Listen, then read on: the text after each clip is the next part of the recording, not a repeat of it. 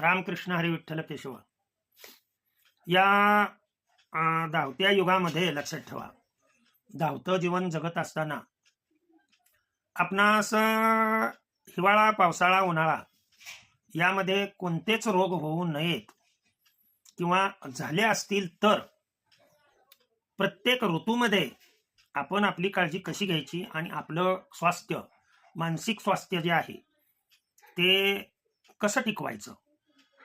रोग झाले नसतील किंवा झाले असतील सर्व प्रकारचे म्हणतोय, याला कारण, रोगाशी कारण म्हणजे वात, पित्त आणि कफ शरीरामध्ये अनबॅलन्स्ड होणे, म्हणजे संतुलित न राहणे.